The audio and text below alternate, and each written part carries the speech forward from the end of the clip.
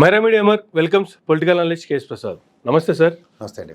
Sir, Andhra Pradesh రాష్ట్రంలో జరుగుతున్నటువంటి పరిస్థితులు చూస్తే విజనరీ నాయకుడు, 45 ఏళ్ళు రాజకీయ అనుభవం ఉన్నటువంటి నాయకుడు, 14 ఏళ్ళు ఆల్రెడీ ముఖ్యమంత్రిగా చేసి ఉన్నటువంటి నాయకుడు, అభివృద్ధికి సంబంధించి అభివృద్ధిలో ఇది అని చెప్పి చూపించి గత ప్రభుత్వానికి కావచ్చు, గత నాయకులకు కావచ్చు చెంపదెబ్బ కొట్టాల్సినటువంటి పరిస్థితుల్లో రాజకీయ కక్షలకే ఎక్కువ ప్రాధాన్యత ఇస్తున్నారు అనేటువంటి ఈ వార్తలు నడుస్తున్నాయి. ఏం సార్ అసలు దీన్ని ఎలా చూడాలి సార్?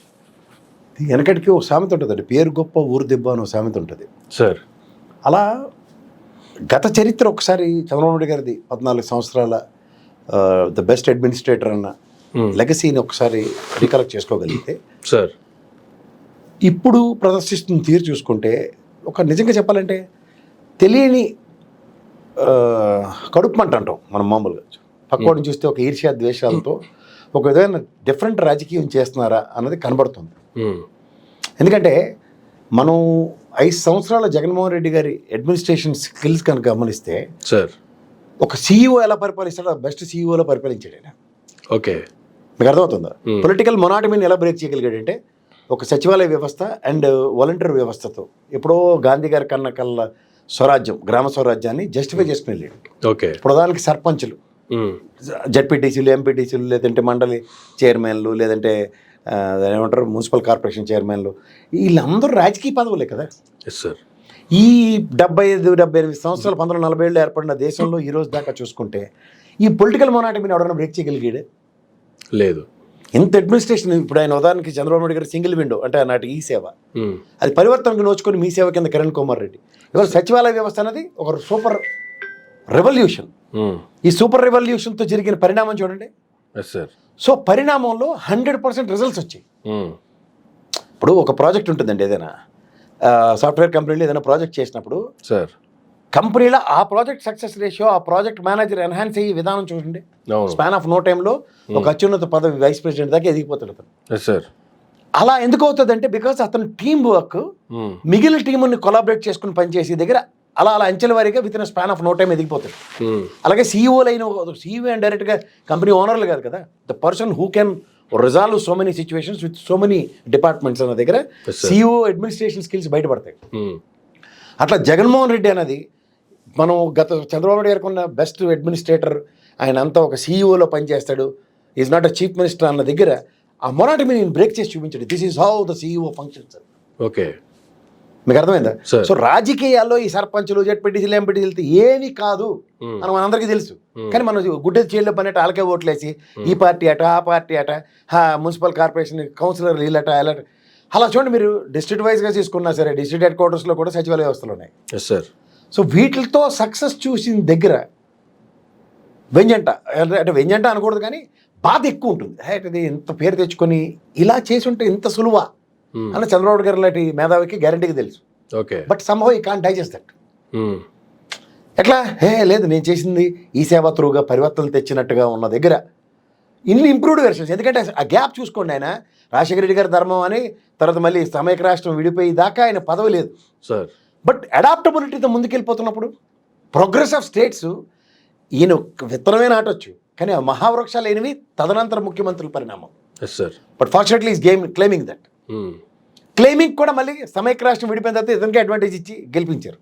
కానీ again he has proved administration కన్నా ఈ బెస్ట్ అడ్మినిస్ట్రేటర్ ఇలా ఉంటాడు అన్న దగ్గర.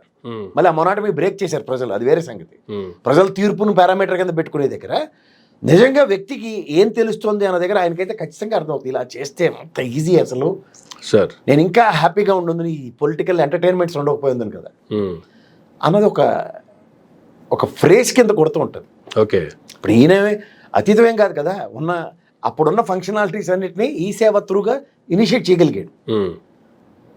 సో ఇనిషియేషన్ ఎప్పుడైతే ఉంటుందో దాన్ని టేక్ ఆఫ్ చేసే వాళ్ళు నెక్స్ట్ వాళ్ళు అందరూ డెఫినెట్గా టాచ్ బేరర్స్ అని అంటారు. That's how Jaganmohan Reddy he's got super claims. Okay, but నేను పెట్టిన ఈ సేవ సచివాలయ వ్యవస్థ త్రూగా ఎంత పరివర్తన చెంది ఎంత అడ్మినిస్ట్రేషన్ ఇంత ఈజీ అన్న దగ్గర ఇదే ఎంఆర్ఓ, ఇదే రెవెన్యూ వ్యవస్థలు, ఇదే సెక్రటరీ ఎంప్లాయీస్, ఈ దోపిడీల నుంచి నిజమైన సచివాలయ వ్యవస్థలుగా ప్రజల్ని పరిరక్షించడం ఎంత సులువా అన్నది దీనిగా గాంధీ గారు కళ్ళగన్నారు అన్నది ప్రూవ్ అయింది. ఓకే, మీకు అర్థమవుతుందా? ఒక కాన్స్టిట్యూషన్ డే పెట్టినా ఏం చేసినా ఎస్ ఇన్నాళ్ళ తర్వాత మొన్నటి మీద నేనే బ్రేక్ చేయగలను, నేనే జగన్మోహన్ రెడ్డి అని ఒక మార్క్ క్రియేట్ చేసి పెట్టాడు. ఇప్పుడు రాజ్యాంగం గురించి ఎంతమంది ఎన్ని ఉపన్యాసాలు ఇచ్చినా ప్రతి దగ్గర బ్రేక్ ఈవెన్ కనబడుతుంది. లాస్ట్లో ఇలా ఉంది, ఎంత ఈజీగా అయింది, ఓకే ఇప్పుడేంటి ఎంత కష్టాలు వచ్చాయి, ఇదేంటి అంటే మళ్ళీ పాత పద్ధతుల్లోకి వెళ్తున్నావా, మళ్ళీ పాత రాతయోగంకి వెళ్తున్నావా అన్న ఆలోచనలో చాలామంది ఉన్నారు. అంటే ఇప్పుడు జగన్మోహన్ రెడ్డి గారు ఏదైతే చేసి చూపించారో దీన్ని చెడగొట్టడానికో లేదంటే ఆ పేరును తుడిపేయడానికో మాత్రమే ఈ డైవర్షన్స్ లేదంటే ఈ రాజకీయ కక్ష సాధింపులు అంటారా? ఆబ్వియస్లీ ఇప్పుడు ఎంతసేపు వీళ్ళతో కాంది ఇంకోటితో అయింది అనుకోండి, అదంతా తప్పు అని చెప్తే సరిపోతుంది కదా. మీరు చేసిందంతా తప్పు, ఇలాగ ఎప్పుడైనా అయిందా మీకు, అవేవి చల్లవు, అవన్నీ అబద్ధాలు అంటే సరిపోతుంది కదా. సో అది ఒకసారి అలా చెప్తే కుదరదు, చెప్పుకుంటూనే పోతుండాలి. ఎందుకంటే వాడికి డోర్ స్టెప్స్ దగ్గరకు వచ్చింది. ఇప్పుడు వాడికి బర్త్ సర్టిఫికేట్ వచ్చింది, ఆ బర్త్ సర్టిఫికేట్ జగన్మోహన్ రెడ్డి గారి గవర్నమెంట్లో వచ్చిన దాంట్లో స్కూల్ అడ్మిషన్ దొరుకుతుందా లేదంటే దొరుకుతుంది. కానీ ప్రజల్లో బొమ్మడిగా ఎలా ఉంది, సచివాలయ వ్యవస్థ ఇచ్చిన వేసి చల్లవు, అన్ని అబద్ధాలు అనుకుని పారిపోతున్నారు. మీకు అర్థమవుతుందా? సార్ నాడు నేడు స్కూల్ విషయంలో కూడా టీచర్ని పని చేయమన్నాడు. ఇప్పుడు వీళ్ళేంటి ఇంకో 4 గంటలు ఎక్కువ పని చేయమని చెప్తున్నారు. ఇష్టమే, బట్ అక్కడేముంది ఇష్టం కష్టం. ఈ మీ మొహాలకి ఎప్పటిదాకా బాత్రూమ్లు దగ్గర బాత్రూమ్లు ఉన్నాయి, శుభ్రంగా ఉంటున్నాయి లేదా ఫోటోలు తీయమన్నాడు. అది నచ్చదు. పని చేయమంటే ఒళ్ళొంగదు. ఇందులో చంద్రబాబు నాయుడు గారికి పేరేముంది, తొక్క తీసేస్తాడు, పరిగెట్టిస్తాడు, అందరినీ ఫింగర్ ట్రిప్స్ మీద ఉంటారు అంత దగ్గర. వాస్తవానికి ఎవరిని ఫింగర్ ట్రిప్స్ మీద ఉంటారు, ప్రతి నిమిషం 24/7 పని చేస్తున్నారు. Real governance has taken place in the last government, including టీచర్లు. వీళ్ళకేమో చీటీలు వేసుకోవడం, ల్యాండ్ బిజినెస్లు చేసుకోవడమే కదా ఊర్లో ఉన్న మాస్టర్ల గారికి. సగం మందికి అదే పని ఉంటుంది. అవన్నీ ఎప్పటికప్పుడు ఫోటోలు తీయమంటే ఇదేటిది అడ్మినిస్ట్రేషన్ ఎవరిది, గుడ్ గవర్నెన్స్ ఎవరిది, మానిటరింగ్ ఎవరిది, ఫంక్షనింగ్ అథారిటీ ఎవరిది, ఎగ్జిక్యూషన్స్ ఎవరివి, వెసెస్ మనం ఏంటి అంటే అదంతా తప్పు. ఈయన వ్యక్తిగతంగా అన్న దగ్గర ఎక్కడికక్కడ అలా ముందుకెళ్తుంది. ఇలా 6 నెలలు నడిచింది, ఇంకా నడుస్తుంది. Don't worry. అంటే ఇంక ఇది ఇలా నడుపుకుంటూ పోవాల్సిందే అంటారా? ఒక్కొక్కసారి ఒక్కొక్క డ్రైవర్ వస్తాడు సార్, దానికి ఒక్కొక్క స్టీరింగ్ ఉంటుంది. కోన రవికుమార్ గారు అదే చెప్పారు కదా, స్టీరింగ్ లేదు ఎవడు డ్రైవింగ్ అట్లేదు, ఎవడ మాట గారు తీసుకెళ్ళిపోతాడని. ఇప్పుడు గతంలో ఏంటంటే కాంగ్రెస్ లేదంటే తెలుగుదేశం ఉండేది. ఫస్ట్ టైం ఆంధ్రప్రదేశ్లో regional party versus regional party చూస్తున్నారు. రీజనల్ పార్టీ డెన్సిటీ ఎలా తెలుస్తుంది? 5 ఏళ్ళు చంద్రబాబు నాయుడు గారు రీజనల్ పార్టీ చూసారు, అప్పుడు కూడా ఎన్డీఏ, మళ్ళీ తూచి మళ్ళీ మేమే అన్నారు. ఇది నిక్కచ్చైన YSRCP individual regional party. Telugu Desam ఆయన నుంచి ఈ రోజు దాకా collaboration regional party. But real regional party state కమిట్మెంట్కి ఏం పనిచేసింది దాని దగ్గర ఈ మొనాటమీ బ్రేకే కనబడుతుంది. ఆ మొనాటమీ బ్రేక్ అయింది కనపడించుకుంటూ ఉండాలంటే పాత ముసుగు వేయాలి, కొట్ట కలిసి మొహాన్ని వేస్తే తుడుచుకుంటూ ఉంటారు, అదే పని చేస్తారు వైఎస్ఆర్సీపీ. అది చేసింది ఎప్పటికీ చెప్పుకోలేరు. చేసింది చెప్పుకోవడం స్టార్ట్ అయింది అనుకోండి, కంపారిజన్స్ వస్తాయి. ఆ కంపారిజన్స్ వెసులుబాటు ఇవ్వకుండా చేసిందంతా తప్పు అంటే వీళ్ళ పని సులువు అవుతుంది. మీకు అర్థమైందా? కానీ చేసింది తప్పు అని చెప్పే దాంట్లో కూడా అందరూ ఒకే మాట మీద, మంత్రులు మాట్లాడినా, ఎమ్మెల్యేలు మాట్లాడినా, కార్యకర్తలు మాట్లాడినా, అధికార ప్రతినిధులు మాట్లాడినా అందరూ ఒకే మాట తీసుకునేలా ముందుకు పోతున్నారు సార్. ఎందుకంటే వాళ్ళు అప్పటిదాకా ఏం చేయింది ఇతను చేసి చూపించాడు కదా. మనం ఏం చేయలేదన్న విషయం కానీ అది చేయలేదని చెప్పడం సులువు కదా. ఇప్పుడు ఈయనేం చేయలేదండి, అంత దొంగ పాలనండి, రాక్షస పాలనండి, మిమ్మల్ని అందరినీ చంపుకు తినేసాడండి, సైకోగాడండి అని అనడం సులువు. కానీ మీరేం చేశారండి అని ఎవడు అడగడు కదా. అంటే 10 సెంటెన్స్లు ప్రజల దగ్గర చెప్పేస్తున్నారు, అది సక్సెస్ చూస్తుంది. సో ఇంకా అడిగే అవకాశం ప్రజలకు ఇవ్వట్లే. తిరిగి అడిగారు అనుకో, సరే బాబా అన్నీ ఆయన అన్నీ ఒప్పుకుంటాం, ఆ నవరత్నాలు అయితే మాకు ఇచ్చాడు కదా, లాటోడు వస్తాడు, నాకైతే 10,000 ఇచ్చాడు కదా సార్ కష్టంలో ఉన్నప్పుడు, వీళ్ళు అబ్బా. ఇప్పుడు శ్రీలక్ష్మికి పెళ్ళి అయిపోయింది, బ్రహ్మానందం గారితో పెళ్ళి అయిపోయేదాకా సినిమాలో మాట్లాడరు, వచ్చిన తర్వాత ప్రాణాలు తినేస్తుంటుంది కదా. శ్రీలక్ష్మికి పెళ్ళి మాట్లాడరా అనే విషయాన్ని జస్టిఫై చేసుకుంటూ వెళ్ళారు అనుకోండి, జీవితాంతం అదే కథ నడుస్తుంది. ఇప్పుడు మాటలు వచ్చిన శ్రీలక్ష్మిని బ్రహ్మానందం గారు ఒక్కడే భరించుకుంటూ కూర్చోండి అనుకోండి ఇంట్లోనూ, బయట వాడు కాబట్టి తెలియదు మోగమ్మేరా బాబు మాటలు రావని వెళ్ళిపోతారు కదా. ఆ కాన్సెప్ట్ డ్రైవ్ చేస్తున్నారు. ఇప్పుడు శ్రీలక్ష్మి అనే జగన్మోహన్ రెడ్డికి మాటలు వచ్చాయి, నిజంగా చెప్తే ఆ అమ్మాయికి మోగమ్మాయి కాదు అన్నది ప్రజలకు అర్థమవుతుంది. వాస్తవాలు బయటకు వస్తాయి. చిన్నప్పటి నుంచి జరిగిన అన్యాయాలంటే 14 ఏళ్ళు బట్టి చంద్రబాబు నాయుడు గారు రాయల్లో ఏం నిజంగా పనిచేశారు, ఓ రీజనల్ పార్టీ 5 ఏళ్ళు ఏం పనిచేసింది, కంపారిజన్స్ వస్తాయి. కంపారిజన్స్ రాకుండా నువ్వు మోగదానమే కాబట్టి బ్రహ్మానందం గారితో ఒక్కడితోనే మాట్లాడి మిగిలిన అందరి దగ్గర నటించుకుంటూ కూర్చోవని చెప్పారనుకోండి, అదే జరుగుతుంది. దానికన్నా ముందు ఏంటంటే ఆయన వచ్చి ప్రెస్ మీట్లు పెడితే వీళ్ళకి తోలు చిరిగిపోతుంది. కానీ ముందు ప్రెస్ మీట్ల కన్నా ముందు ఈ అబద్ధాలు అన్ని ప్రజల్లోకి ఇంజెక్ట్ చేసేసగలిగారు అనుకోండి, సక్సెస్ రిలేషన్సే కదా. అంతే కదా. అది ఎంతవరకు నువ్వు అను తాలింపు నేను పెట్టేస్తానని పౌడర్ డబ్బా రెడీగా ఉంటాడు. ఉమ్. ముందు ఆడు వండి వార్చేస్తాడు. ఆ పక్కన ఒక అమాయకుండా ఉన్నవాడిని కూర్చోపెట్టి ఆ చెవుల్లోంచి రక్తాలు కారేలాక ట్యూషన్ చెప్తాడు. ఉమ్. అందులోంచి బిట్ క్వశ్చన్స్ అన్ని తీసుకొని కొంతమంది ప్రవచనాలు మొదలెడుతున్నారు. Okay. మీరు అది గమనించుకోండి. వంట వార్పు కార్యక్రమం వెసెస్ ఉమ్. వడ్డించే ప్రయత్నం. వడ్డించే ప్రయత్నం. ఆడు వండి వార్చేస్తే వీళ్ళు వడ్డించేస్తున్నారు. ఉమ్. ఆ వడ్డనేలాగా పంచిపోయినలే అబద్ధాల మీద అబద్ధాల మీద ఏమంటే పులిహోర ఒకసారి కలిపిన దానికి 10 గరిటలు 10 మందికి వేయడం సులువు కదా. అంతే. ఆ పులిహోర కలిపి వాడంతా గమనించకండి ప్రజలు. ఓకే. వాళ్ళ ముగ్గురు అదే బాగా కలుపుతున్నారు పులిహోర. సార్. ఒడ్డు వార్చడం చాలా సులువు. ఉమ్. గతంలో పాత క్వశ్చన్ రివిజన్ ఎంత అయింది? జగన్మోహన్ రెడ్డి గారు రాక్షస పాలన, జగన్మోహన్ రెడ్డి గారు అవినీతిపరుడు, ఇవన్నీ ప్రీకన్సీవ్ నోషన్తో ప్రజలను డ్రైవ్ చేస్తూ ఉంటారు. ఉమ్. ప్రజలు డ్రైవ్ చేస్తారు అనుకోండి, you will never see with definition. Yes, sir. You will always see with definition. Jaganmohan Reddy అంటే అవినీతిపరుడు, లక్షల కోట్ల అవినీతి, ఇవన్నీ ప్రీకన్సీవ్ నోషన్స్ పెట్టి అతను ఏం చేసినా తప్పు అనేది అని డ్రైవ్ చేయగలిగారు. ఓకే. పని చేసిందంతా మంచి అని ప్రతిసారి వాళ్ళంతా వాళ్ళే అశ్వత్థామాత కుంజరాలో చెప్పుకుని పోతున్నారు. నేను అసెంబ్లీ సెక్షన్లో వాళ్ళు అడిగిన ప్రశ్నలు ఆ వచ్చిన సమాధానాలే దానికి నిలువెత్తున్న నిదర్శనం. అది ఎక్కడైనా చర్చనీయాంశాలు అవుతున్నాయా? అవును. బొమ్మడిని కొట్టారు 2 నెలలు బట్టి. కొట్టిన దానికి ఏంటి? మనం దొరికిపోతుంది. మళ్ళీ 14 లక్షలు ఒక ముఖ్యమంత్రి హోదాలో నేను చెప్పేస్తాను. పాత ఆర్థిక మంత్రిగా Yanamala Ramakrishna floor of the house leader కాబట్టి చెప్పే అని కథలు మొదలెట్టేశారు. ఉమ్. ఆయన 14 లక్షలు దిగట్లే, ఈయన గవర్నర్తో చెప్పించిన 10 లక్షలకి ఏం దిగట్లే, ఇంకా ప్రభుత్వం తీసుకొస్తాం అంటున్నారు. Yes sir. అది నమ్మే బ్యాచ్ చాలా మంది ఉన్నారు. ఎందుకంటే పులిహోర కావాలి కదా అందరికీ. Yes sir. ఈ పులిహోర కావాల్సిన బ్యాచ్ని రక్తి కట్టించుకుంటే సరిపోతుంది. ఉమ్. ఇది లాజిక్. ఓకే. అంతకన్నా ఇంకెళ్ళలేదు. Sir, coming to Maharashtra, still ఇప్పటికీ ఎవరు అక్కడ ముఖ్యమంత్రి మూడోసారిగా ప్రమాణ స్వీకారం చేయబోతున్నారు అనే దాని మీద రకరకాల ఈక్వేషన్స్ నడుస్తూనే ఢిల్లీ వేదికగా ఈ పరిణామాలను ఏ విధంగా చూడాలి, అసలు దానికి సంబంధించి ఏం చెప్తారు సార్? ఏం లేదు సార్, దొంగలు ఊలు పంచుకుంటూ ఉంటారు. ఇప్పుడు ఉదాహరణకి బ్రహ్మానంద గడాల ఇందిరా సినిమా చూడండి, ఎంఎస్ నారాయణకి ధర్మవరం సుబ్రహ్మణ్యకి ఇది నీది, ఇది నాది, ఇది నాది అని పంచుకుంటున్నాడు. సడన్గా చిరంజీవి వస్తాడు అక్కడికి, కత్తెట్టుకుని వస్తాడు. ఏమవుద్ది? నువ్వు వాటా అయితే బాగుంటుంది అంటే, లేదరా తోలు తీసేస్తానంటే మొత్తం ముగ్గురు వెనక్కిస్తారు. ఇప్పుడు ప్రజలు అనేవాడు చిరంజీవి రోల్ ప్లే చేస్తున్నారు అక్కడ. ఓకే. ఉదాహరణకి దొంగ ఓట్లు, ఎరా మా ఊర్లో మేము కాంగ్రెస్ ఓట్లు ఎత్తే ఏడపోయిరా ఓట్లు అని ఊర్లు గొడవలు స్టార్ట్ అయ్యాయి. అది గమనిస్తారా మీరు? ఇంకోటి మిషన్లు ఆపరేట్ చేయడం అంటే, ఒక ఎంపీ గడ బాంబర్తో వచ్చి రిమోట్ కంట్రోల్తో ఆపరేట్ చేస్తే ఆయన మీద క్రిమినల్ అఫెన్స్ కేసులు పెట్టారు. ఇదే ఈసీ అథారిటీస్. తర్వాత ఫామ్ 20 ఎన్ని గంటలు ఇవ్వాలి? 48 అవర్స్లో ఇవ్వాలి. ఏది? మళ్ళీ ప్రశ్నలు. సో ఇన్నిటి మధ్యన ఎవడైతే నేట్రా, మనం అంతా కుక్కుడప్ ఫిగర్స్ లాగా కుక్కుడప్ బ్యాచే కదా. పైకి నేను చికెను, ఇంకోడేమో వెజిటబుల్ పులావ్లో రైస్ వేసేవాడిని నేను, నాలుగోడేమో మాంసం కూర ఉండే మేక మాంసం తీసుకొచ్చినవాడు నేను, ఇంకోటి గుడ్లు తీసుకొచ్చారు. ఈ 4 తీసి దాంట్లో పోసారు. నువ్వు వెజిటేరియనా లేకపోతే చికెనా మటనా గుడ్డా ఎవరికి తెలియట్లే. నీకు అర్థమవుతుంది?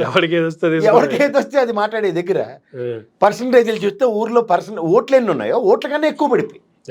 ఈ దరిద్రానికి తోడు ప్రపంచవేత్తలు ఎప్పుడు ముగ్గేస్తారు. నీకు తెలుసా? ఎలక్షన్ 5 గంటలతో అయిన తర్వాత ఒక 100 మీటర్లకు 1000 మీటర్లకు ఒక ముగ్గేసి ఈ లోపల ఉన్న వాళ్ళందరూ ఓట్లు వేయచ్చు అంటారు. ఆ పర్సంటేజ్ చూస్తే 12%, 7 నుంచి 15 లక్షలు 6 లక్షల ఓట్లు డిఫరెన్స్ వస్తున్నాయి.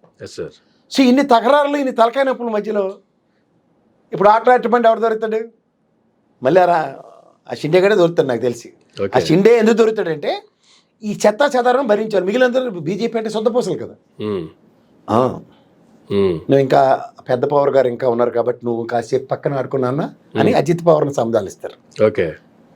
మనకేమైనా అప్రతిష్ట మాత్రం మనకు రాకూడదు ఎప్పుడైనా సరే. ఇంట్లో నాన్న నువ్వు పక్క కాసేపు ఆడుకో అని మా ఎవరిని, మా బీజేపీ అయినవారు వెడ్నడీస్ గారిని సంధాయిస్తారు. ఓ ఇంకా శివసేన పార్టీని ఆడితే నేనే బాల్ ఠాకరే గారిని కూడా ఆసియాలో గాలి కొదిలేసి కొడుకులు ఎందుకు పనికిరారని ఇక్కడ రామారావు గారి దగ్గర మరతెట్టేసినట్టు తెలుగుదేశాన్ని షిండే గారు మరతెట్టేసిన పాపానికి, పాపం కాదు పుణ్యానికి, మహారాష్ట్ర చేసుకున్న పుణ్యం కదా, చక్కని తీసుకొచ్చి నువ్వే అని కూర్చోపెడతారు. కానీ దానికి సస్పెన్స్ త్యాగాలు చేసిన బీజేపీ అని ప్రజల్లో పిక్చరైజేషన్ మొదలవుతుంది. ఎన్ని సీట్లు గెలిచినా పదవ్యామం లేదు వాళ్ళకి.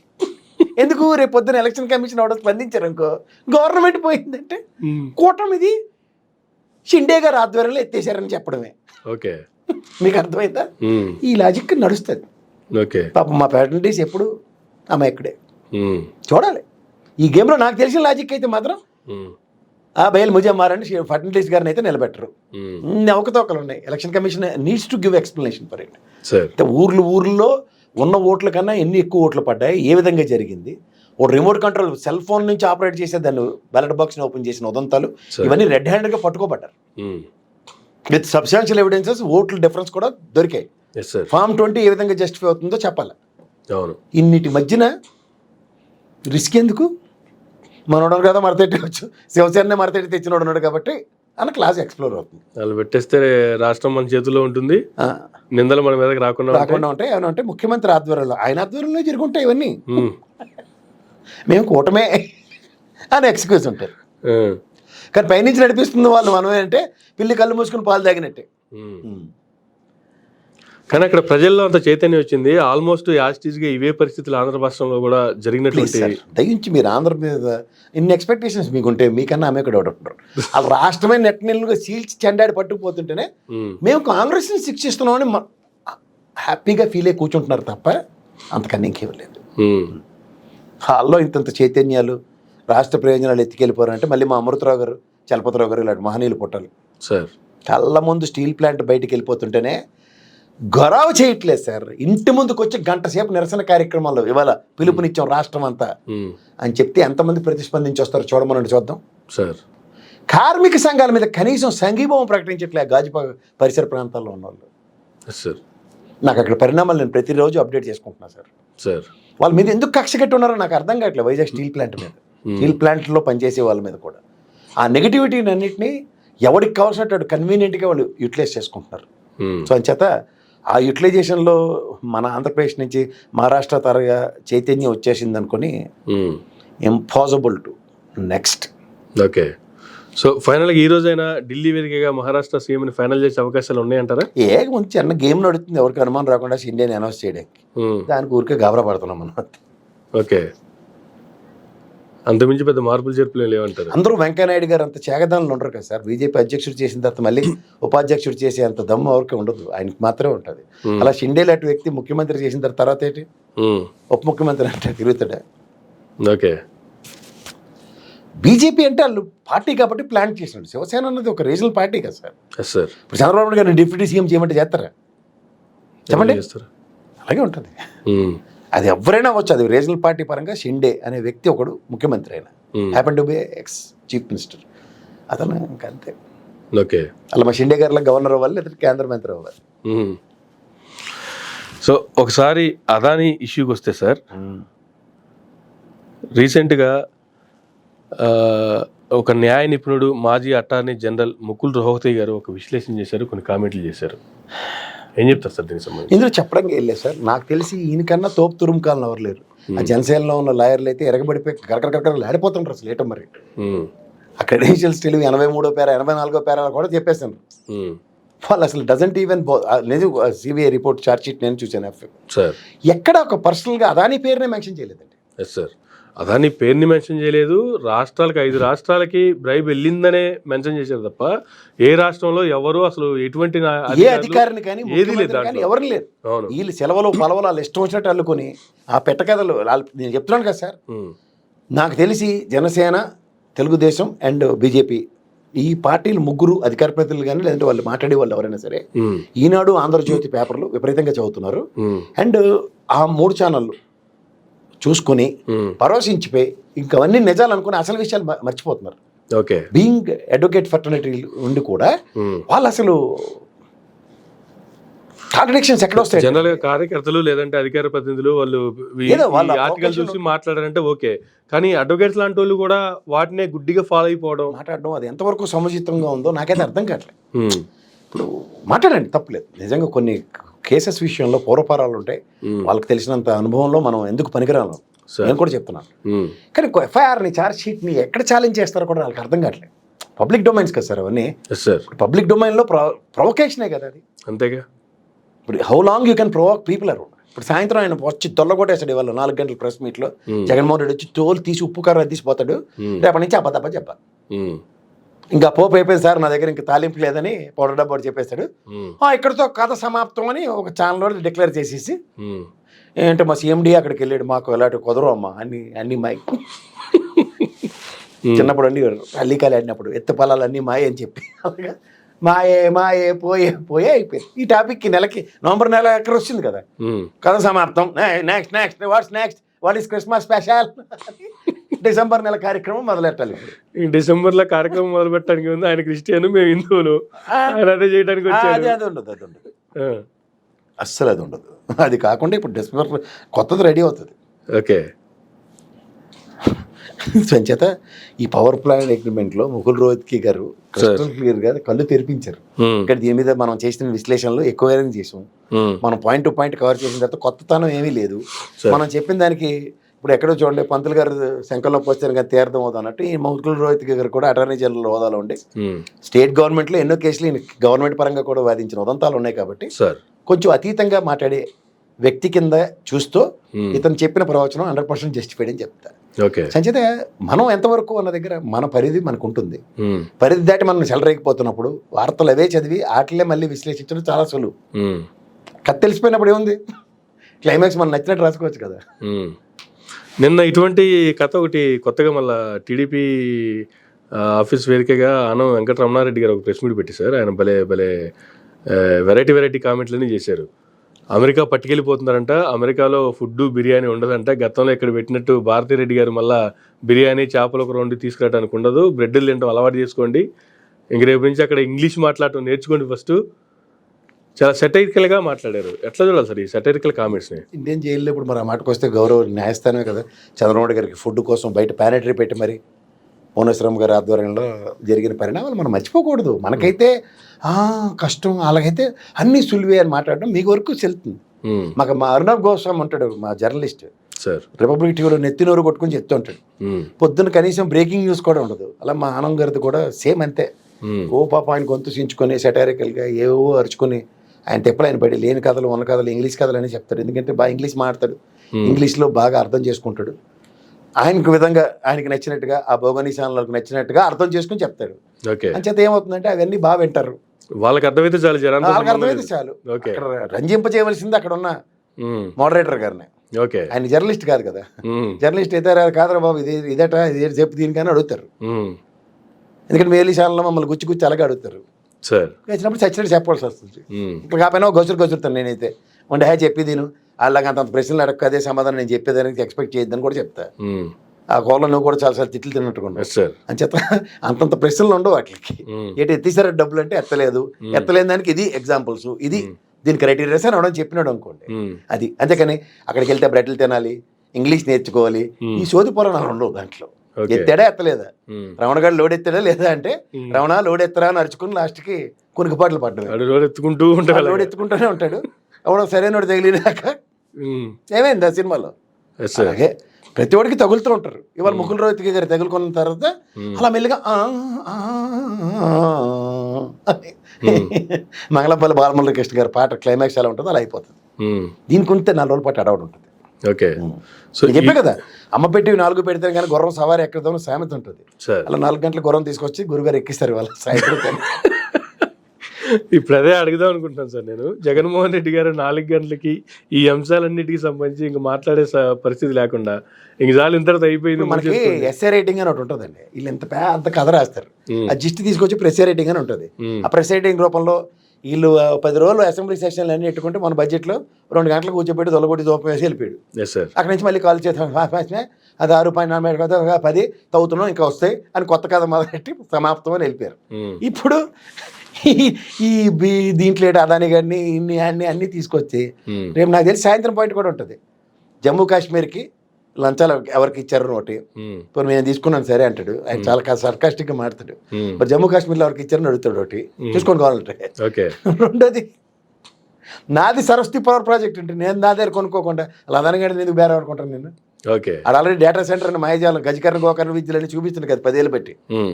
తెలుగుదేశాన్ని చిన్నపిల్లలు చేసి డేటా సెంటర్ 70,000 మందితో తూచి మళ్ళీ జగన్మోహన్ రెడ్డిని అదే పెట్ట కదా డేటా సెంటర్ తెలుసా నీకు తూచి. ఇప్పుడు మళ్ళీ చంద్రబాబు నాయుడు గారిని లోకేష్ని అందరినీ బ్రహ్మలో కూర్చోబెడతండి. కానీ అసలు బ్రైబ్స్ తీసుకోకపోతే వాళ్ళతో లంచాలకి అనే మాటలు రాకపోతే అన్నిసార్లు ఎందుకు మీట్ అయ్యారు అనేటువంటి ప్రశ్నలు ఎక్కువ రేజ్ చేస్తున్నారు. నిన్న షర్మిల గారి చేత కూడా అవే మాటలు మాట్లాడించారు. ఇప్పుడు దావోస్ వెళ్ళే పక్కన రెండు కుర్చీలు ఉంటే ఆడ కూర్చుంటే ఈయన కూర్చుంటాడు. ఈయన ముఖ్యమంత్రి ఏంటి నీ దగ్గర ల్యాండ్ గాలి ఉందా అని ఇస్తావా, 4 రేకులు పెట్టుకుంటాను, ఎంత పవర్ వస్తుంది ఆడ తగలెట్టుకుంటాను అంటాడు. ఇప్పుడు మా ఇంట్లో కూడా సోలార్ ప్యానల్ ఉన్నాయి సార్, ఎగ్జాంపుల్ చెప్తున్నా. సోలార్ ప్యానల్ పవర్ నేను డైరెక్ట్గా ఇంట్లో ఫ్లగ్ పెట్టుకోవడం లేదు, అంతే. పవర్ గ్రిడ్ దగ్గరెస్ట్ గ్రిడ్కి ఇచ్చుకుంటే ఆడు మాకు వచ్చి బిల్లు తగ్గించేస్తున్నాడు. ఇది లెక్క. ఇలా చూడండి, జల్లో వేళ్ళు వెంట్రుకలు లాగినట్టు ఇది అదానిది కాబట్టి ఆంధ్ర రాష్ట్రానికి తెంగరోళ్ళు సార్ అన్న వదిలేండి సార్. వాళ్ళు ఇదంతా టైం వేస్ట్ బ్యాచ్. సాయంత్రం ఉంటుంది వాళ్ళకి నలుగు పెట్టి మరీ శుభ్రంగా పండగ స్నానం చేయించి వెళ్తాడు. ఓకే, ఇప్పుడు సరిగ్గా ఉంటారు వాళ్ళు. మళ్ళీ నెలలకి నెలకరు కదా, క్లోజింగ్ సెరమనీ అయిపోయింది, నెక్స్ట్ టాపిక్ ప్లీజ్, బాగుండు, మళ్ళీ తాలింపు పెట్టరా బాబు అంటే పౌడర్ డబ్బా ఇంత రంగు కొట్టుకొని ఈ 4 రోజులు రంగు వేసుకుంటాడు. వేసి 5 లేయర్లు ఇక్కడ ఉంటుంది. సాధారణంగా పౌడర్ రాసుకున్నాడు గుడ్డ పెట్టి ఎక్కడ తురుస్తారు, అది ఎక్కడి నుంచి తుడుచుకుంటూ వస్తారు డింగిటికి అని. అప్పుడు ఇక్కడ తగిలి మామూలు మనిషి అయినప్పటికీ ఇప్పుడు 4 రోజుల్లో మళ్ళీ కొత్త సబ్జెక్ట్ వస్తుంది. అలా దాంట్లో ఎత్తేసారు ఈ టా గురించి ఆంధ్రప్రదేశ్లో బ్యాన్ చేస్తే చాలా కథలు, నిజమైన కథలు రాయడానికి చాలా మందికి చేతులు రావు. ఓకే, అంతకన్నా ఇంకెళ్ళలేదు సార్. నెక్స్ట్ టాపిక్ వస్తే రాజ్యసభలు 3 రాజీనామా చేయడం, బేదా మస్తాన్ రావు గారు కావచ్చు, లేదంటే మోపిదేవి వెంకటరమణ గారు కావచ్చు, ఆర్ కృష్ణ గారు కావచ్చు, వాటికి సంబంధించినటువంటి నోటిఫికేషన్స్ దాంట్లో ఒకటి బీజేపీ అడుగుతుంది, బీజేపీ ఈసారికి మీరు ఊరుకోండి, నెక్స్ట్ టైం మళ్ళీ అవకాశం వచ్చినప్పుడు చూద్దాము, ఒకటి జనసేనకి 2 టీడీపీకి అనేటువంటి ఈక్వేషన్స్ నడుస్తున్నాయి. వీటిలో భాగంగా పవన్ కళ్యాణ్ గారు గత 2-3 రోజులుగా ఢిల్లీలో ఉంటున్నారు. నాగబాబు గారికి రాజ్యసభ కోసం ఆయన ప్రయత్నాలు జరుగుతున్నాయి అనేటువంటి కామెంట్లు ఢిల్లీ నుంచి వస్తున్నాయి. ఏం సార్ అసలు దీని అనుకున్నటువంటి కథ ఏంది? 3 రాజ్యసభకు సంబంధించి ఏం చెప్తారు సార్? ఇప్పుడు వాళ్ళ ఫ్యామిలీలో చిరంజీవి గారు అనే వ్యక్తికి రాజ్యసభ అని ఒక లెగసీ ఉంది. అది అలా ఉంచండి. మీరందరూ ఆయన పేరు చెప్పుకుని, చెట్టు పేరు చెప్పుకుని కాయలు అమ్ముకునే బ్యాచే, మొహమాట లేదు దాంట్లో. సో ఆ లెగసీ అలా ఉంచాలి అంటే నాగబాబుని తీసుకెళ్ళి ఆ స్థాయిలో కూర్చోపెట్టలేరు. చిరంజీవి గారు ఈజ్వల్ టు నాగబాబు అని ఎవరికి చెప్పరు సార్. అంచేత అది out of the box coin. Okay. రెండోది, ఎంత బెస్ట్ లాబింగ్లు చేసి 3 మార్చి రాజీనామాలు చేయించి 3 తెలుగుదేశం తీసుకునే అంత సామర్థ్యం వాళ్ళ ఎన్డీఏ కూటమిలో బీజేపీ ఆయంలో ఎవరికి లేదు. Okay. If my prediction is not wrong, 99% బీజేపీకే ఇస్తారు 3 కూడా. ఎందుకంటే రాజ్యసభలో వాళ్ళ బెంచ్ స్ట్రెంత్ చాలా ఎక్కువ కావాలి. ఇప్పుడు ఎన్డీఏ కూటమిలో రేపు పొద్దున్న చంద్రబాబు నాయుడు గారికో లేదా నితీష్ కుమార్కో మంటెక్కిపోయి పోయారు అనుకోండి సార్, వాళ్ళకి దిక్కోరు. గవర్నమెంట్ అయితే పడిపోద్ది కదా, రాజ్యసభ బెంచ్ స్ట్రెంత్ ఏది? ఓకే. మళ్ళీ కథ మోసుకే వస్తుంది కదా. ఓకే, మీకు అర్థమవుతుందా? దూరదృష్టి కలిగిన వాడు ఎవడైనా ఆలోచిస్తే, గతంలో సురేష్ ప్రభుని మన ఎత్తికెలా పెట్టారు, అలాగే జగన్మోహన్ రెడ్డి గారికి పరిమళనత్వాన్ని కానీ తీసుకొచ్చి ఎలా నెత్తికెట్టారు, అలా బీజేపీ వాళ్ళు తెచ్చి నెత్తికెడతారు ఇక్కడ. ఓకే. అయితే ఆర్ కృష్ణ ఇలాంటి త్యాగదనుల్లో రాజీనామా చేసేటంటేనే ఆ మర్మం గ్రహించగలగాలి. బీజేపీ ఆచ్ఛేదన ఉంది కాబట్టి. ఓకే. నెక్స్ట్ మోపిదేవి గారు, ఇంకోరు మస్తాన్ గారు. వేదా మస్తాన్ డబ్బులకి ఏం పెద్ద లొక్కలేదు, లోపు బయటే ఎదురిచ్చి మరీ ఎంపీ ఇచ్చుకున్నాడు ఆయన. నష్టపోని ఏకైక క్యాండిడేట్ అంటే వేరే మస్తాన్ రావు. ఉనికి లేనోడు గురించి కలిపింది మోపిదేవి గారికి వీళ్ళందరికీ ఫైనాన్షియల్ ఇన్సూరెన్సెస్ డంకా పలాస్గా అయిపోయింది. ఓకే. ఆర్ కృష్ణ గారికి కథ వేరు, అది ఆయన గురించి నా స్థాయి కాదు ఆయన మాట్లాడే అంత. ఇది బీజేపీ పరంగా ఆర్ కృష్ణ గారి స్థానం ఏదైతే ఉందో అది ఖచ్చితంగా బీజేపీ తీసుకుంటుంది. ఓకే. That is inevitable. మిగిలిన రెండిట్లో ఇప్పుడు మస్తాన్ గారు ఏదైతే ఉన్నారో ఆయన సామర్థ్యాన్ని, స్థాయిని కిందకి తగ్గించుకుని మళ్ళీ ఇదే ఎంపీ కావాలంటే లాబింగ్లతో ఏదైనా చేయగలుగుతాడు. మీకు అర్థమైందా? సో ఆ సామర్థ్యం ఉన్నప్పుడు మోపిదేవి గారు ఒక్కలే అమాయకంగా దొరికిన బ్యాచ్. సో ఇక్కడ మిగిలిన ఈ 2 స్థానాలకు సంబంధించినంత వరకు తెలుగుదేశం నుంచి జయదేవ్ అనే క్యాండిడేట్ని రాజకీయ పరంగా మన దగ్గర అతిరథ మహారథుడు కావాలి. ఆయన బీజేపీ మూవ్ అవుతుందా, తెలుగుదేశం మూవ్ అవుతుందా? ఇప్పుడు జనసేన చూడండి, 11-12 మంది దగ్గర అందరూ తెలుగుదేశం నుంచి వచ్చిన వాళ్ళే, పేరుకే జనసేన. సో అట్లా ఆప్షన్ ఎక్స్ప్లోర్ చేయడానికి బీజేపీ పరంగా ఉన్న వ్యక్తుల్ని ఎక్కువ ప్రిఫరబుల్ ఛాన్సెస్ ఉంటాయి. ఓకే. సో అంత ఈజీగా నాగబాబు గారికి ఇచ్చేసి అన్నది క్వైట్ ఇంపాసిబుల్. సో ఎందుకు మరి వీళ్ళు ఎంత డ్రామా కావచ్చు, లేదంటే దీనికి సంబంధించి నడుస్తుంది నాగబాబు గారిని వేసుకుని వెళ్తున్నారు పాపం పవన్ కళ్యాణ్ పెద్ద దగ్గరికి. నాగబాబు గారితో ఇవాళ రాజ్యసభలో అవన్నీ నేనైతే అంత స్థాయిలో అన్నకే తమ్ముడిచ్చే గౌరవం అనుకున్నాను, తీసుకెళ్తున్నాడు అనుకుందాం. అది ఖచ్చితంగా అదే అవుతుంది. రెండోది ఏంటంటే పవన్ కళ్యాణ్ గారికి ఉన్న ఆవేశానికి పక్కన ఒక ఇంటి మనిషిగా కాస్త నిరోధించేంత స్థాయి ఉంటుంది ఆయనకి. రెండోది, ఎప్పుడైతే అనకాపల్లి టికెట్ బీజేపీకి త్యాగం చేసింది నాగబాబు గారు, ఇవాళ వైఎస్ఆర్సీపీ నుంచి త్యాగం వచ్చిన సీట్లు ఆయనకు వస్తాయని anticipation which is quite ridiculous. Okay, అంచేత నాగబాబు గారి గురించి అంత ఊహించుకుని అనవసరంగా దాని మీద పెద్ద పెద్ద చర్చలు పెట్టడం టైం వేస్ట్. ఆయనకి ఖచ్చితంగా రేపు పొద్దున టీటీడీ చైర్మన్ రేస్లో కూడా ఉన్నాడు అన్నారు, కానీ ఆయన అడిగాడా అన్నది ఒక విపరీత ధోరణిని ప్రదర్శిస్తున్నారు. కన్సిడరేషన్స్ ఇవాళ ఎంత కాదన్నా చంద్రబాబు నాయుడు గారితోనే కొన్ని పనులు అవుతాయి ఇక్కడ 3 స్థానాలకు సంబంధించింది. అది బీజేపీ పరంగా ఎలాంటి మూవ్స్ ఉంటాయి అన్న దానికి ప్రతిసారి పవన్ కళ్యాణ్ గారే ఒక వైటల్ రోల్ ప్లే చేస్తారు in between BJP and Telugu Desam. అంతే, ఇవాళ కూడా అలాంటి రోల్ ప్లే చేయడానికి ఆయన వెళ్తున్నారు. బీజేపీ పరంగా 3 వాళ్ళు అడగవచ్చు. ఒకటి ఆబ్లిగేషన్ కింద ఒకటి ఏదో చూసి, రెండోది ఈ 2 స్థానాలైనా బీజేపీకి ఇద్దాం అన్నట్టుగా మాట్లాడడానికి వెళ్ళారు ఆయన. ఆ నెగోసియేషన్స్లో ఉన్నాడు, అంతకు మించి ఇంకేం లేదు. నరేంద్ర మోడీతో చంద్రబాబు నాయుడు డైరెక్ట్గా మాట్లాడు, అదైతే అందరికీ తెలిసిన విషయం. So obviously what will happen. Okay, ఈ పరిణామాల్లో గమనించవలసింది ఏంటంటే ఎస్, బెస్ట్ నెగోషియేటర్స్ సానా సతీష్ లాంటి వాళ్ళు అందరూ రేస్లో ఉన్నారు. ఎగ్జాంపుల్, వీళ్ళు అందరూ బీజేపీలో జాయిన్ ఉంటారు. సురేష్ ప్రభు ఏం చేశాడు లాస్ట్ టైం? వాళ్ళు ఒక వేదిక క్రియేట్ చేస్తారు, ఎంపీలని పలానా రాష్ట్రం నుంచి మనం ఎత్తుకొస్తాం, అక్కడ ఖాళీగా బీజేపీ పరంగా పెద్దవాళ్ళు. ఇప్పుడు జయరాం పీచు జయరాం రమేష్ ఉంటాడు, బలవంతాన్ని తీసుకొచ్చి మనకి నెత్తుకోవాలి, ఎవరో నెత్తికేసి రాజ్యసభ పంపించుకుంటూ ఉంటారు. ఆ దిగ్విజయం 2 గుద్దుబండ్లే ఆ కాంగ్రెస్కి. అలా బీజేపీకి కూడా గుదిబండ్లు ఉంటాయి, తెచ్చి ఇక్కడ పెడతారు. సో ఎవరికి ఎటువంటి గుదిబండు ఉన్నా సరే దాన్ని రుద్దేది మాత్రం ఏపీ మీద. జై సురేష్ ప్రభు గారు, జై పరిమళ నాథ్ గారు అంచేత ఒకటి ఎత్తిపోయినట్టే కదా. ఆర్ కృష్ణ సీట్ డంకా పలాస్గా బీజేపీయే. మిగిలిన 2లో జనసేన ఇవాళ నాకు రాజ్యసభ అడిగే అంత సామర్థ్యం వాళ్ళు పెంచుకోలేవు. ఫస్ట్ ఆఫ్ ఆల్ ఓకే, ఈ మాటకు వస్తే రాజ్యసభ డైరెక్ట్గా పవన్ కళ్యాణ్ గారికి ఇచ్చి ఫ్రంట్ ఎండింగ్లో బీజేపీ పరంగా చేసి ఉంది rock. Okay, but it's not that. Altogether it's different ball game in Rajya Sabha అండి. రాజ్యసభలో ఇవాళ నితీష్ కుమార్కి మంట ఎక్కిపోయినా, చంద్రబాబు నాయుడు గారికి మంట ఎక్కిపోయినా ప్రాబ్లం వచ్చింది బీజేపీకి. అప్పుడు బెంచ్ స్ట్రెంత్ బీజేపీకి కావాలి కదా అక్కడ రాజ్యసభలో.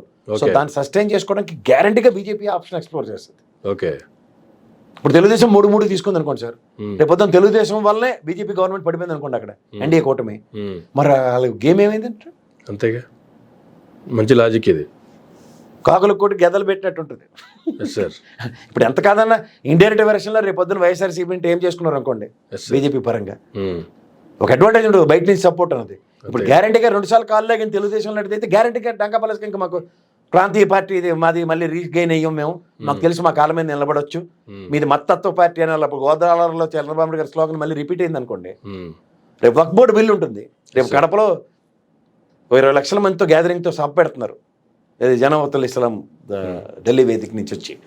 సో ఇక్కడ రెప్లికేషన్స్ ఎలా ఉన్నాయి అనుకోండి, ఆ ఓటు బ్యాంకే కదా అంతా కావాల్సిందే. అవును, అంతే కదా జరిగే పరిణామాలు. సో ఇవన్నీ దృష్టిలో పెట్టుకుని రాజ్యసభ తీసుకెళ్ళి వాళ్ళ చేతిలో పెట్టేస్తారు, వాళ్ళకి ఇచ్చేస్తారు, వీళ్ళకి ఇచ్చేస్తారు. ఈ పెట్టకథలు ఏంటని ఎవరికైనా ఒప్పుకుంటే వాళ్ళు విశ్లేషించుకోమని, నాతో కథలు సార్ చాలా గేమ్ చేస్తుందండి బీజేపీ. అతి దగ్గరలో జమిలీ ఎలక్షన్స్ అంటున్నారు, లేదంటే నెక్స్ట్ ఎలక్షన్స్కి వెళ్ళినప్పటికైనా కాన్స్టిట్యూషన్ అమెండ్మెంట్స్ కోసం పిచ్చి లేచిపోయి తిరుగుతున్నారు, ఎంత ఆల్టర్నేటివ్స్ క్రియేట్ చేసుకుందాం అన్న దాంట్లో. వాళ్ళకి ఇప్పుడల్లా ప్రాబ్లం ఏంటంటే మెయిన్ పార్లమెంట్ని కాంకర్ చేసామంటే రాజ్యసభలో వీక్గా ఉంది. రాజ్యసభలో ఈ పార్లమెంట్ కాంకర్ చేసిన విధానంలో ఎంత కాదన్నా బీజేపీ పెద్ద చేయి కావట్లేదు రాజ్యసభలో. ఫ్లోర్ మేనేజ్మెంట్ తెన్నాళ్ళు అంతేగా. నిలకడలే నితీష్ కుమార్, పోనీ ఏదో బీజేపీ అంటే పవన్ కళ్యాణ్ గారిని ఏదో చెప్పి కింద మీద పెట్టి 4 రోజులు పదవులు ఇచ్చిన పైన మనం ఏదో 4 రోజులు ఆపుకోవచ్చేమో అనుకోవచ్చేమో, కానీ అక్కడ నితీష్ కుమార్ జెండా ఎటుపక్క ఎగిరితే అటుపక్క జెండాపై కప్రే సినిమా రెడీగా ఉంటుంది. ఓకే, అందుకని ఇంకెళ్ళి. సో ఫైనల్గా ఒకసారి రామ్ గోపాల్ వర్మ గారి దగ్గరికి వస్తే సార్, రీసెంట్గా ఆయన ఒక ఛానల్కి ఇంటర్వ్యూ ఇవ్వడం కూడా జరిగింది. దాంట్లో ఆయన చాలా కామెంట్లు చేశారు. అసలు ఛానల్స్కి ఏ విధంగా దొరుకుతున్నారు, పోలీసులకి ఎందుకు దొరకట్లేదు? అలా మొద్దు సీన్ గడ కదే రిపీట్ అవుతుంది. మొద్దు సీన్ గడ అంతా టీవీ నేను పాత బ్యాచ్ లేదా కొత్త బ్యాచ్ చూసుకోండి, వీళ్ళు ఇంటర్వ్యూ చేస్తారు, వాడు మాత్రం వాడికి దొరకలేదు, చేతిలో బాంబు పేల్చి వచ్చేదాకా పోలీసులకి దొరకలేదు. ఇది కూడా అంతే. ఇవన్నీ అసలు పనికి మళ్ళీ కేసులు చేత్తా చేదనం వాళ్ళు ఆడవాడి తప్ప 4 రోజుల పాటు కాలక్షేపం కార్యక్రమం అండి. ఓకే, ఏముంది కౌంటర్ సరైన లాయర్ని పెట్టుకోండి అనుకోండి, ఆ సినిమా మీద మనోభావాలు 7 సంవత్సరాల తర్వాత గాయపడతాయి. ఆ సినిమాలో పాత్రలు పోషించిన వాళ్ళకి గాయపడాలి. మమ్మల్ని ఇలా కించిపరిచడంలో ఉదాహరణకు లోకేష్ గారు లేదా చంద్రబాబు నాయుడు గారు లేదా అలాంటి వాళ్ళు, వాళ్ళెవరికి లేనాడు ఎవడో అంతలకంతలు మా సొంతలాగా ఆకలించుకున్నాడు శ్రీకాకుళంలోడు విజయనగరంలోడు పిఠాపురం ఎవరికి బాధలు వచ్చాయంటే అది ఎవడు నమ్ముతాడు? ఫస్ట్ ఆఫ్ ఆల్ కోర్టులో నిలబడే కేసులే కాదు. ఓకే. రెండోది సెన్సార్ బోర్డు నెక్స్ట్ ఏది పడితే అది ఎలాంటి వాళ్ళు ఉంటారండి. సీనియర్ ఐఏఎస్ క్యాడర్ ఉన్నాడు సెన్సార్ బోర్డులో ఉంటాడు ఆయన. Yes sir. ఆ సర్టిఫికెట్ అదే కోర్టుకి సినిమా హోల్డ్ చేస్తే రీసెన్సార్ చేసుకుని మళ్ళీ వచ్చింది సినిమా. అది ఎవడు చెప్తారు ఈ కథలు? వ్యవస్థ పరంగా చేసిన సినిమా అది. అతను మామూలుగానే కాంప్రమైజ్ అవ్వడు, మూర్ఖత్వానికి మారిపోయారు. కానీ ఇలాంటి సెక్షన్లు పెట్టి కూడా ఈ రకంగా గాలించవచ్చు అనేటువంటి పరిస్థితులు నడుస్తున్నాయంటే గాలి అదే చెప్తున్నాను. పోలీస్ పరంగా గాలించవచ్చు అని చెప్తున్నప్పుడు లా పరంగా వాళ్ళ దగ్గర నుంచి కుకీ నోట్స్ ఉన్నాయి. దీన్ని వీడియో కాన్ఫరెన్స్ త్రూగా కూడా విచారించవచ్చు. Yes sir. అలాంటివి కూడా చెప్తున్నారు. ఇప్పుడు ఆ ఇంటర్వ్యూలో ఆయన కూడా అదే చెప్తున్నారు, నేను మర్డర్లు చేశానా మనభంగాలు చేశానా ఏం చేశానని చెప్పి నా కోసం అట్లా గాలిస్తారు, అసలు నా ఇంటి దగ్గరికి రావడమే పెద్ద ఇది, కానీ అరెస్ట్ చేయడానికి అయితే వచ్చారని నేను అనుకోవట్లేదు అనే కామెంట్లు చేశారు ఆయన. లాస్ట్ టైం ఇంటికి వచ్చాడు, నోటీసులు ఇచ్చారు, తీసుకున్నాడు కదా. Yes sir. అలాగే ఇవన్నీ టైంపాస్కి ఎవరికి ఉపయోగం? ఆయన అరెస్ట్ చేస్తే మనకి నీకు నాకు వచ్చే ఉపయోగం ఏంటి? ప్రపంచానికి వచ్చి తెరపడిపోయిన హిట్లర్ని బంధించలేత వాళ్ళని సద్దాం హుసేన్ ఊరి తీసింది అమెరికా అన్నట్టుగా బిల్డప్లు ఇస్తే ఏముంది? వాళ్ళు ఎవరికి సంబంధం అండి. సినిమాలు తీసుకున్న వాళ్ళతో థియేటర్ వాళ్ళ ప్రభావితం అయిపోయి పోనీ ఏమైనా రాష్ట్రం అంతా తెరబడిపోయి ఎన్డీఏ కూటమి ఓడిపోయింది ఆ సినిమాల్లో నమ్మి కన్విన్స్ అయిపోయి. Yes sir. పట్టుమో రోజు వాళ్ళే ఈడ్చి కొడితే 10 మంది జనాలు కూడా చూసి ఉంటారు అంటారు కదంటారా. Yes sir. ఏదో మంత్రానికి సంతకాలు రాలిపోతే సినిమా వాళ్ళతో ప్రభావితం అయిపోతే అంటే దానికన్నా బుర్ర తక్కువ ఆర్గ్యుమెంట్ ఇంకోటి ఉంటుంది. టైంపాస్ కింద పాసింగ్ క్లోడ్స్ కింద చూడడమే అంతే. Okay right sir. Thank you very much అండి. ఇదండి ప్రసాద్ గారితో ఈనాటి ఇంటర్వ్యూ. మరొక ఇంటర్వ్యూలో మళ్ళీ కలుద్దాం. చూస్తున్నానండి మేరా మీడియా.